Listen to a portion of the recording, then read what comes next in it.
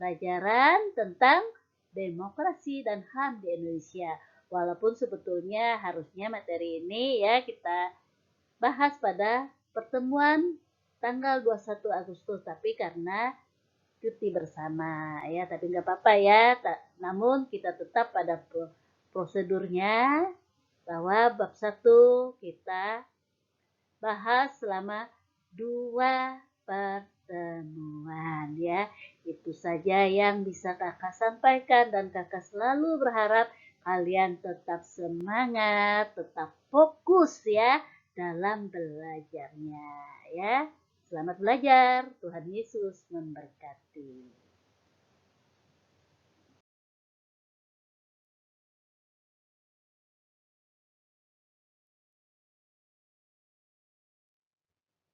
Adapun tujuan yang ingin dicapai dalam pembelajaran ini adalah yang pertama, siswa mampu menjelaskan cara mewujudkan demokrasi dan HAM di Indonesia. Yang kedua, siswa mampu menjelaskan pengertian demokrasi dan HAM. Yang ketiga, siswa mampu menjelaskan cara mewujudkan demokrasi dan HAM sebagai remaja Kristen. Dan yang keempat, siswa mendiskusikan bagian Alkitab yang berbicara tentang demokrasi dan HAM. Karena kita sistemnya daring pada bagian keempat ini, maka nanti akan kakak buat dalam sistem pendalaman Alkitab.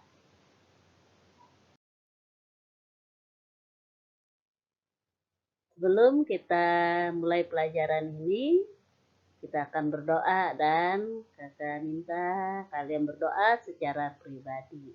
Silakan kalian berdoa.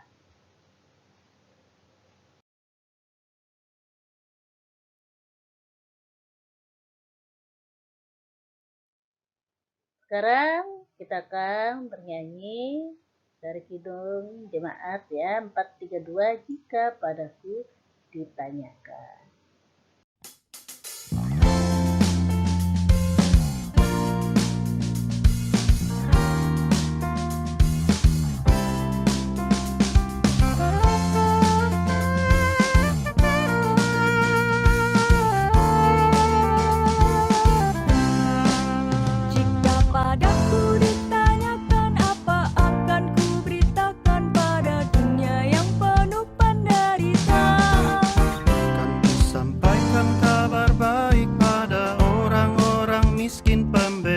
Bagi orang yang ditawan, yang buta dapat penglihatan, yang tertindas dibebaskan. Sungguh tahun rahmat Tuhan sudah tiba. Kerajaan Allah penuh kurnia, itu berita bagi isi dunia.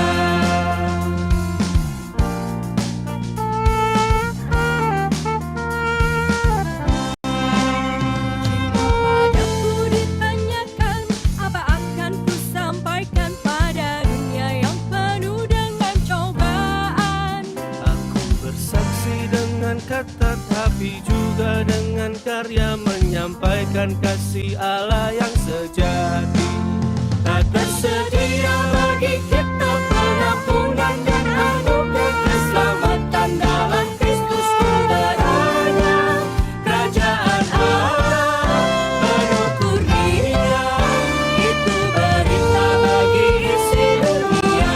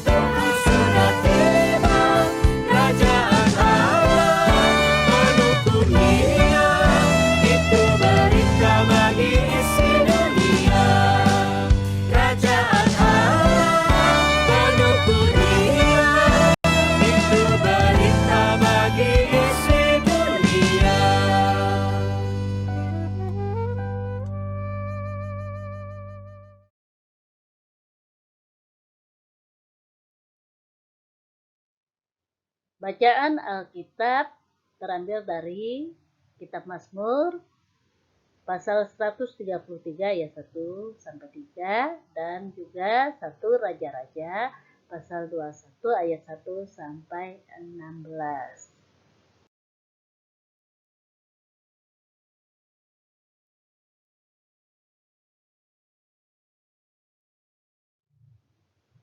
Kita masuk dalam pengantar. Hak asasi manusia atau HAM merupakan hak paling mendasar yang diberikan Allah bagi manusia. Misalnya hak untuk hidup dan dihargai sebagai makhluk mulia ciptaan Allah.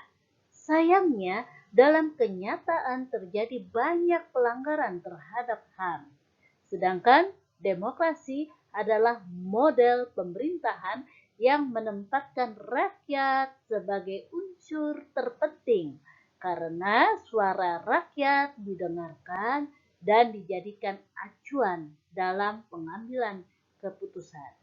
Melalui materi ini diharapkan setiap remaja Kristen menyadari bahwa manusia diciptakan Allah sebagai makhluk mulia yang memiliki martabat dan hak sejak dalam kandungan ibu. Pada sisi lain, juga memotivasi untuk mampu membela HAM diri sendiri maupun bagi orang lain serta bertindak proaktif dalam memperjuangkan demokrasi dan HAM itu sendiri.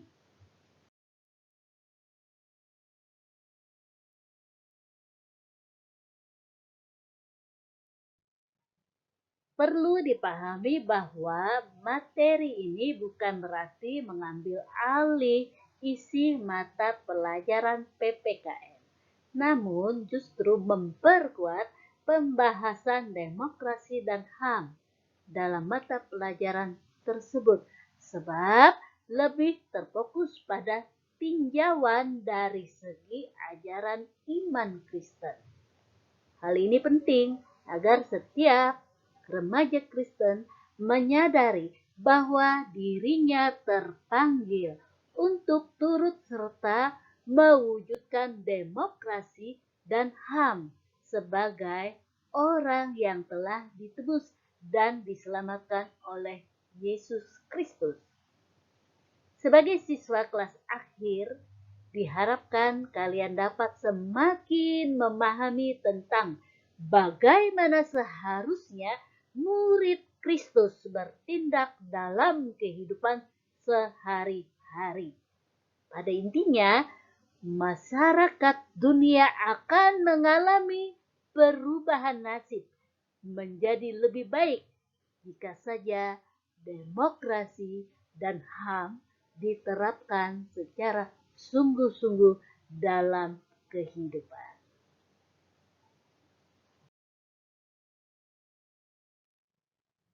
Ada keselarasan antara nilai-nilai dalam demokrasi dengan pemahaman bahwa manusia sungguh berharga di hadapan Allah dan semua manusia adalah sama. Tidak boleh ada yang menyatakan dirinya lebih berharga dari manusia lain dan berperilaku menindas manusia lainnya.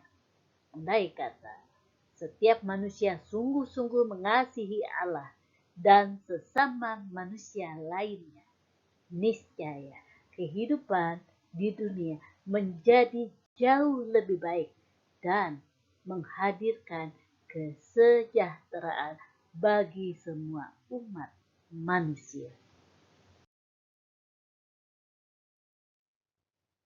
Sekarang kita masuk pengertian demokrasi dan HAM. Banyak pakar ilmu filsafat dan politik yang memberikan definisi kata demokrasi.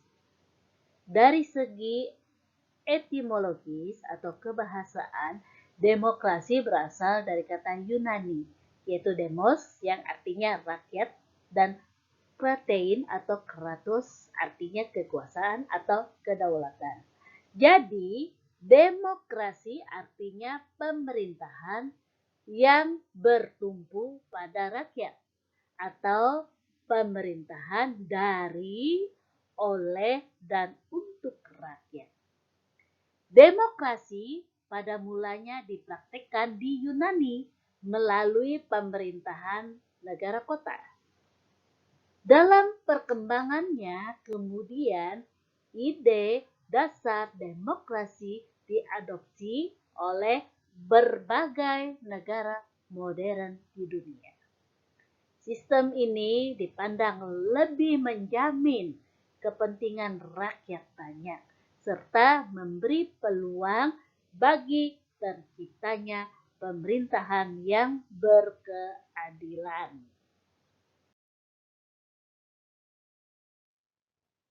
Indonesia adalah salah satu negara yang menganut sistem demokrasi. Demokrasi merupakan sistem pemerintahan yang paling populer pada masa kini, di mana kekuasaan berada di tangan rakyat dan bukan di tangan raja atau kaisar. Pemerintahan demokratis baru mulai muncul pada abad ke-18. Saat itu para filsuf sepakat bahwa rakyat dapat membuat keputusan-keputusan yang bertanggung jawab terkait dengan hal-hal yang berbau politik. Keputusan ini antara lain berbentuk kebebasan rakyat untuk memilih siapa wakil-wakil, dalam hal ini politikus, yang dipercaya untuk masuk dalam pemerintahan. Di balik pemilihan wakil-wakil rakyat ini, ada harapan bahwa para wakil akan menjalankan tugasnya dengan baik. Namun demikian, tidak jarang terjadi penyimpangan dalam praktik demokrasi dan HAM. Apa saja cakupan hak-hak asasi tersebut? Ada 3 cakupan, yaitu yang pertama, hak warga negara yang mencakup hak untuk hidup dan merasa aman, untuk memiliki privasi, untuk berkeluarga, hak milik pribadi, menyatakan pendapat dengan bebas, memeluk dan melaksanakan agama atau kepercayaan, dan berkumpul dengan damai. Yang kedua, hak-hak politik mencakup hak untuk berserikat, membentuk partai politik, ikut serta memilih dan dipilih dalam pemilihan umum, menduduki jabatan pemerintahan, dan sebagainya. Dan yang ketiga, hak-hak ekonomi dan sosial mencakup hak untuk bebas dari kemiskinan, hak untuk diterima dalam masyarakat dan bangsa-bangsa, dan hak untuk menentukan nasib sendiri. Kesadaran akan HAM itu sendiri didasarkan pada pengakuan bahwa semua manusia memiliki derajat dan martabat yang sama sebagai makhluk Tuhan. 2 unsur penting yang tercakup dalam HAM adalah persamaan dan kebebasan. Demikian pula dengan demokrasi. Nilai-nilai yang terkandung dalam demokrasi dan HAM bersifat universal, artinya dapat diterima dan berlaku di seluruh belahan dunia. Pertanyaannya adalah, apakah dengan demikian pelaksanaan demokrasi dan HAM berlaku tanpa batas? Jawabnya adalah tentu tidak sama sekali. Karena dalam mewujudkan demokrasi dan HAM juga ada kewajiban asasi yang membatasi kita. Dan hal ini tercantum dalam Universal Declaration of Human Rights pasal 29 ayat 2 yang berbunyi,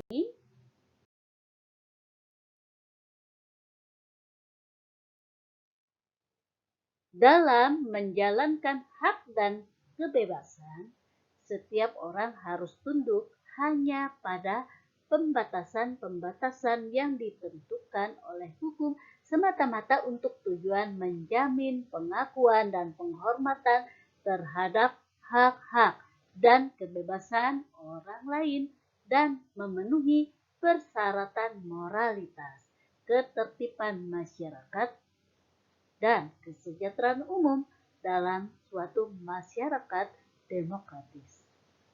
Hal itu sejalan dengan bunyi Undang-Undang Dasar 1945 Pasal 28 Ayat 2 tentang batasan hak asasi manusia.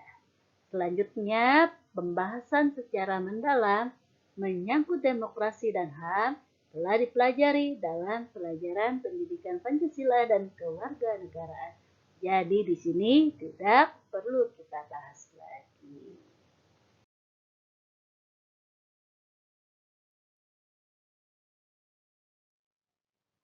Cukup sekian pertemuan kita dalam pembahasan bab 1 Demokrasi dan HAM di Indonesia. Tadi kita sudah belajar dan membahas tentang pengertian demokrasi dan HAM dan juga cakupan HAM. Sekarang ada tugas yang perlu kalian jawab. Ada 5 pertanyaan. Pertama, tuliskan makna dari syair lagu Kidung Jemaat 432 jika padaku ditanyakan. Kemudian, hubungkan dengan tugas umat Kristen yang berkaitan dengan HAM. Lihat buku paket digital halaman 4. Yang kedua, perhatikan 4 gambar dalam buku paket digital halaman 5. Kemudian tuliskan serta jelaskan gambar mana yang mewakili. 1. Praktik penegakan HAM. Yang kedua, praktik demokrasi yang benar dan tidak benar. Dan yang ketiga, pelanggaran terhadap demokrasi dan HAM. Pertanyaan yang ketiga, definisikan HAM menurut pendapatmu sendiri. Kemudian yang keempat, menurut pendapatmu, mengapa HAM perlu dipelajari dalam pendidikan agama Kristen? Hubungkan dengan tugas umat Kristen sebagai pembawa damai. Dan yang kelima, menurut pendapatmu, dari hasil pengamatanmu, apakah praktik demokrasi dan HAM yang terjadi di sekitarmu sudah sesuai dengan Universal Declaration of Human Rights pasal 29 ayat 2? Jelaskan. Selamat mengerjakan.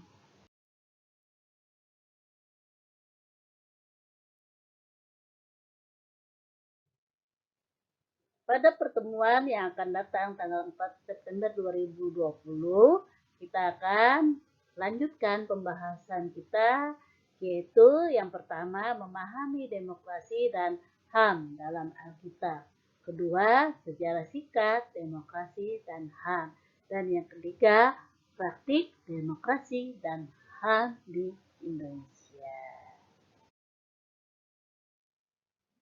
Dengan berakhirnya pembelajaran ini, silakan kalian tutup dalam doa, kalian berdoa ya secara pribadi, ya agar apa yang sudah kalian pelajari dapat dimengerti, dipahami, dan bisa dilanjutkan kembali pada pertemuan yang akan datang tanggal 4 September 2020. Silakan kalian berdoa.